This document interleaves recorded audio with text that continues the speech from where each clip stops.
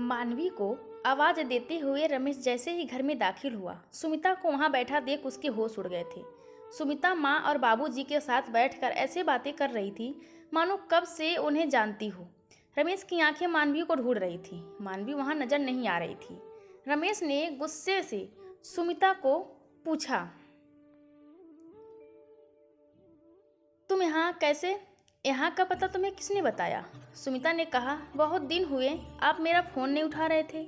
आपसे कुछ बहुत ज़रूरी बात करनी थी, इसीलिए आपसे मिलने आपके ऑफिस गई थी। वहाँ जाकर पता चला कि आप घर जा चुके हैं, इसीलिए आपसे मिलने यहाँ चली आई। ऑफिस से आपके घर का पता मिल गया। बधाई हो आपको। सुना है कंपनी आपको विदेश भेज रही है। सुमिता की बातों से रमेश का गुस्सा और तेज हो गया था। विदेश जाने की बात वह खुद अपने परिवार को देना चाहता था। घर में सबका मुंह मीठा करवा यह खुशखबरी देगा, ऐसा सोचकर रमेश ऑफिस से लौटते हुए मिठाई लेने चला गया था, जिसके कारण उसे घर आने में देर हो गई थी। सुमिता का इस तरीके से घर तक चले आना उसे बिल्कुल पसंद नहीं आया था। वह ऐसा कर सकती है, इस बात का रमेश को जरा भी अंदाजा ना था। इससे तो पहले कि रमेश सुमिता को वहाँ से चले जाने के लिए कहता, मानवी चाय नाश्ता लेकर आ गई थी। उसने रमेश से कहा, अरे आपने सुमिता जी के बारे में कभी बताया नहीं कि ये आपके पुराने ऑफिस में आपकी सहायक थी। रमेश समझ गया था कि सुमिता ने अपना यही परिचय दिया होगा। उसने मानवी से कहा, हाँ कभी मौका मिला ही नहीं, पर तुम ये सब छोड़ो और अपना मुंह मीठा करो। मानवी ने कहा, मुंह मीठा? किस खुशी में? रमेश ने कहा, बताता हूँ। उसने माँ व बाबूजी के पैर छुए, फिर बताया कि कंपनी ने उसके काम से खुश होकर उसे प्रमोशन पर विदेश भेजने का निर्णय लिया है। मानवी ने कहा, यह तो बहुत ही खुशी की बात है और आप इसी तरह से सफलता की सीढ़ियां चढ़ते रहें। बाबूजी ने रमेश से पूछा, कितने दिनों के लिए जाना है बेटा? रमेश ने कहा, मुझे एक नए प्रोजेक्ट के साथ वहां भेजा जा रहा है। जब तक वह पूरा नहीं होता वापस आना नहीं होगा। माँ जी ने कहा, ऐसी बात है तो बहू और आनंदी भी तेरे साथ जाएंगे। इतने दिन ये दोनों तेरे बिना कैसे रहेंगे? सुमिता ने सब सुनकर अंदर अंदर बेचैन हो रही थी। मानवी ने सबको टोकते हुए कहा, ये सब बातें हम बाद में करेंगे। सुमिता जी पहली बार हमारे घर आई हैं, इनको चाय नाश्ता तो करने दो। मानवी ने ऐसा कहा तो सुमिता जाने के लिए उठ खड़ी हुई और बोली, नहीं फिर कभी, अब मैं चलती हूँ, मुझे घर पहुँचने में देर होगी।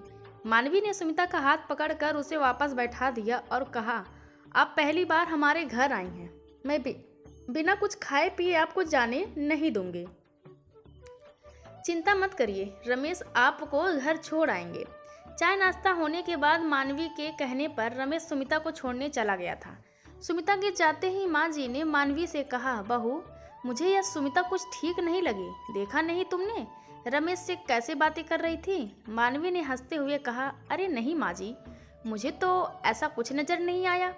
दोनों ने काफ़ी समय साथ में काम किया है, इसीलिए दोस्ती जैसा रिश्ता तो बन ही गया जाता है। माँ जी ने मानवी से कहा, तुझे आज तक किसी में कोई बुराई दिखी है जो इस सुमिता में दिखेगी? सुमिता को घर छोड़कर आने के बाद रमेश थोड़ा परेशान सा लग रहा था। वह सीधे अपने कमरे में चला गया था। मानवी खाना खाने के लिए उसे बुलाने गई तो देखा रमेश अपने कमरे की दीवार पर लगी मानवी और आनंदी की तस्वीर को बड़े ध्यान से निहार रहा था। मानवी ने पीछे से आकर उसके कंधे पर अपना हाथ रखा और कहा, क्या देख रहे हो इतने ध्यान से? चलिए खाना खा लीजिए। रमेश ने उसका हाथ अपने हाथों में लिया और उससे पूछा, मानवी सच बताओ, अगर मेरे से कभी कोई गलती हो गई तो क्या तुम मुझे माफ़ कर पाओगी? मानवी ने हंसते हुए कहा, नहीं करूँगी, क्योंकि मुझे पता है कि आपसे कभी कोई गलती हो ही नहीं सकती और आप मुझे चिढ़ाने के लिए ही यह सवाल बार बार पूछते हैं। अब चलिए हाथ मुंह धो लीजिए, मैं खाना लगाती हूँ। मानवी के जाने के बाद रमेश सोचने लगा, मानवी मेरे ऊपर कितना अटूट विश्वास करती है। मेरी इतनी बड़ी भूल को मानवी स्वीकार नहीं कर पाएगी। उसे जिस दिन भी पता चलेगा उसके विश्वास की तो धज्जियाँ उड़ जाएंगी, वह पूरी तरह से टूट जाएगी। अपनी इस भूल का सुधार मैं कैसे कर पाऊंगा पता नहीं। थोड़ी देर बाद रमेश फ्रेश होकर खाने की टेबल पर आकर बैठ गया था। उसने मानवी से पूछा, तुमने खाना खाया? मानवी ने कहा, 18 वर्षों में आपको खिलाए बिना मैंने कभी खाया है जो आज खा लूंगी। उसने खाने की थाली परोस कर रमेश के सामने रख दी थी। थाली देखकर रमेश ने कहा, अरे वाह, मेरी पसंद की चावल की खीर और पूड़ी। पर किस खुशी में? मानवी ने कहा कि आपकी सफलता की खुशी में। विदेश जाकर काम करने का सपना आप कितने सालों से देख रहे थे? रमेश ने मानवी से कहा, तुम सच में मुझे कितने अच्छे से समझती हो। मेरे बिना कहे ही मेरे मन की हर बात को महसूस कर लेना, जैसे तुम्हारी आदत बन गई हो। ना जाने क्यों, पर मुझे कभी कभी ऐसा लगता है कि मैं तुम्हारे लायक नहीं हूँ। तुम सच में बहुत ही खास हो मानवी।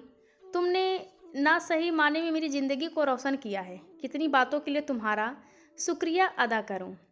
मानवी ने मुस्कुराते हुए कहा, अब बस भी करिए, अपनी तारीफों से ही मेरा पेट भरने का इरादा है क्या? रमेश ने कहा, तुम बैठो, आज मैं अपने हाथों से तुम्हारी थाली परोसता हूँ। मानवी ने चुटकी लेते हुए कहा, फिर तो खीर की मिठास और बढ़ जाएगी। माँ और बाबूजी बेटे बहू की इस हंसी ठिठोली को दूर से देखकर मन ही मन खुश हो रहे थे। अगले दिन रमेश ऑफिस से लौटा तो उसने देखा घर में माँ, बाबूजी और मानवी के बीच में बहस छिड़ी थी। रमेश की इच्छा थी कि मानवी और आनंदी भी उसके साथ विदेश जाएं, और रमेश की इच्छा देखकर माँ बाबूजी भी इसी बात की जिद किए बैठे थे। पर मानवी ने जाने से साफ इनकार कर दिया था।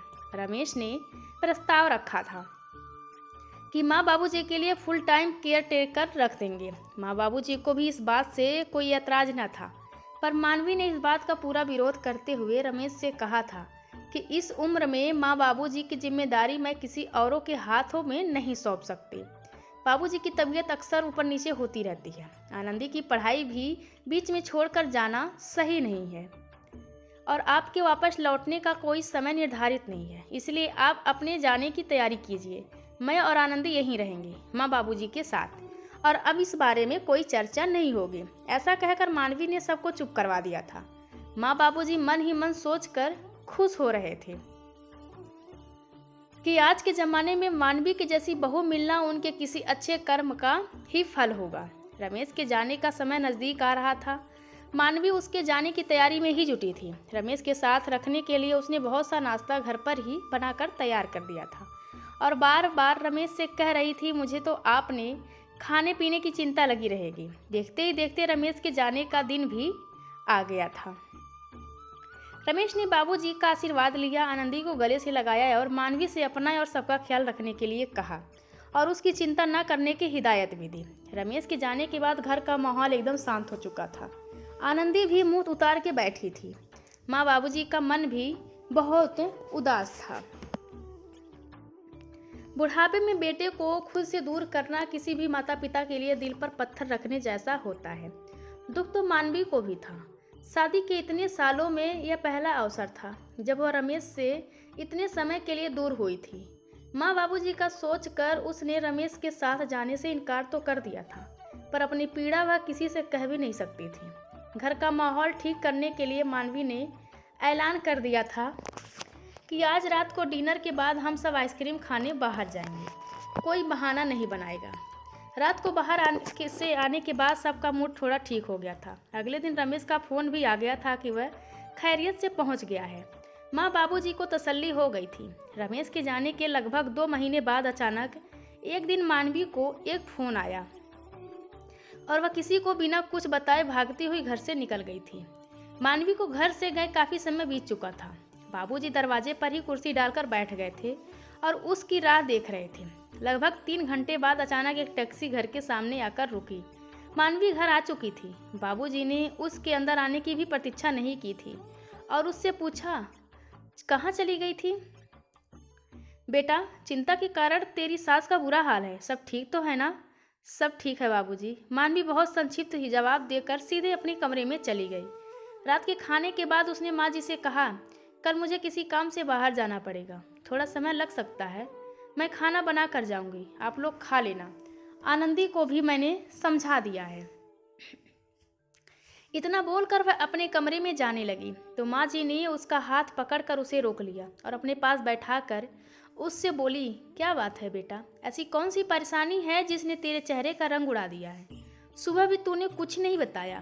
बोलने बताने से मन हल्का हो जाता है बेटा, और समस्या का समाधान भी निकल आता है। मानवी ने कहा, ऐसा जरूरी नहीं है माँ जी। कुछ समस्याओं का ना तो कोई अंत होता है और ना ही उनका कोई हल होता है। वे जीवन पर्यंत हमारे साथ ही रहती हैं। रात बहुत हो गई है, आप सो जाओ। अपने कमरे में आकर मानवी लेट गई थी, पर आज की रात काटना उसके लिए कितना भारी था यह किसी को नहीं पता था। उसने कभी सपने में भी नहीं सोचा था कि जीवन में कभी इस तरह की स्थिति का सामना भी करना पड़ेगा। अगले दिन सुबह जल्दी उठकर उसने सबके लिए नाश्ता और खाना बनाकर तैयार कर दिया था। घर से निकलने के पहले वह माँ बाबूजी के पास गई, उनके पैर छूकर आशीर्वाद लिया और बोली, मेरे पीछे अगर रमेश का फोन आए तो उनसे कुछ मत कहिएगा। मानवी के जाने के बाद माँ बाबूजी सोच रहे थे, इतने सालों में मानवी को कभी इतना परेशान नहीं देखा। आखिर ऐसी कौन सी परेशानी है जो मानवी किसी को नहीं बताना चाहती थी। रात को मानवी घर लौटी तो वह अकेली नहीं थी, उसके साथ 11-12 साल का एक लड़का भी था। माँ जी ने उसको देखते ही मानवी से सवाल किया, यह किसका बच्चा है? बहुत ही प्यारा बच्चा है। इसको देखते ही ऐसे लगा मानो रमेश का बचपन लौट आया हो। माँ जी के इन शब्दों ने मानवी के कानों में जैसे जहर घोल दिया था। उसने माँ जी से कहा, यह राज है, मेरी एक बहुत ही खास सहेली का बेटा जो अब इस दुनिया में नहीं है और मरते समय इसकी जिम्मेदारी वह मुझे सौंप गई है। राज अब हमारे साथ ही रहेगा। माँ जी ने पूछा, और इसके पिता? मानवी ने कहा, इसके पिता कोई गैर जिम्मेदार इंसान होंगे जिन्होंने इससे मुंह मोड़ लिया। माँ जी ने मानवी से कहा, पर बेटा, इतना बड़ा फैसला लेने से पहले एक बार रमेश की राय ले लेती तो अच्छा होता। अगर उसे कोई ऐतराज हुआ तो? मानवी ने कहा, क्यों माँ जी, क्या मेरा इस घर पर कोई अधिकार नहीं है? मैं अपनी मर्जी से कोई निर्णय नहीं ले सकती? रमेश से अभी इस बारे में बात करना मैंने जरूरी नहीं समझा। उनके वापस आने के बाद मैं उनसे बात करूंगी।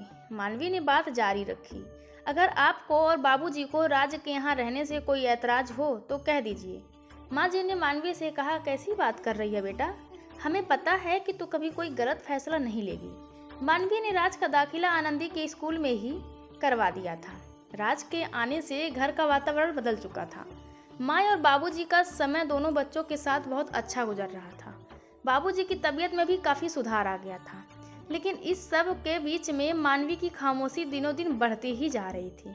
अब उसे सिर्फ रमेश के वापस आने का इंतजार था। समय अपनी गति से भाग रहा था। आनंदी और राज युवा अवस्था में प्रवेश कर चुके थे। पूरे 7 वर्षों बाद रमेश आज घर वापस लौट रहा था।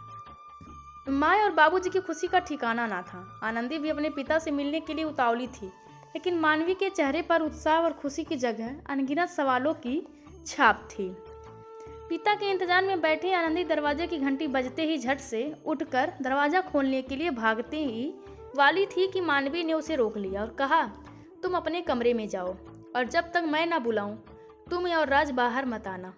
मानवी के इस बर्ताव से माँ और बाबूजी को आने वाले किसी तूफान की आशंका हो रही थी।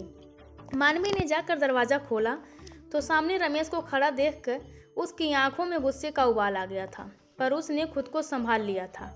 रमेश ने उसे देखते ही अपनी बाहें फैला ली थी, जिसे मानवी ने जानबूझकर अनदेखा कर दिया था। मानवी दरवाज़ा खोलकर अंदर आ गई थी। रमेश अपना सामान लेकर अंदर आया तो माँ और बाबूजी उठ खड़े हुए। इतने सालों बाद बेटे से मिलने की खुशी आंसू बनकर उनकी आंखों से बह रही थी। माँ बाबूजी जी से मिलने के बाद रमेश ने मानवी से पूछा, आनंदी कहीं नज़र नहीं आ रही? तुमने उसे बताया नहीं कि मैं आज आने वाला हूँ? कहाँ चली गई वह? मानवी ने कहा, वह अपने कमरे में है। रमेश आनंदी से मिलने के लिए उसके कमरे की ओर बढ़ा ही था कि मानवी ने उससे कहा, रुक जाइए, पहले मुझे आपसे कुछ बात करनी है। रमेश ने कहा, ऐसी कौन सी ज़रूरी बात है जिसके लिए तुम मुझे अपनी बेटी से मिलने से रोक रही हो? मानवी ने कहा, आपके लिए तो 7 साल पहले भी यह बात ज़रूरी नहीं थी, इसीलिए तो अपनी गलतियों से मुँह छिपा कर भाग गए थे। माँ जी ने मानवी को चिल्लाते हुए कहा, बहू, इतने साल बाद तेरा पति घर लौटा है, यह क्या तरीका है उससे बात करने का? मानवी ने कहा, फिर आप ही पूछिए अपने बेटे से, आखिर ऐसी कौन सी वजह थी कि इन्हें अपने ऑफिस में सिफारिश करके घूस देकर विदेश जाने का अवसर हासिल करना पड़ा? कौन सा प्रोजेक्ट 7 वर्षों तक चलता है? क्यों इन 7 वर्षों में ये एक बार भी हमसे मिलने नहीं आए? पूछिए माँ जी, बाबूजी, आप पूछिए, शायद आपको सच बता दें। आपका बेटा।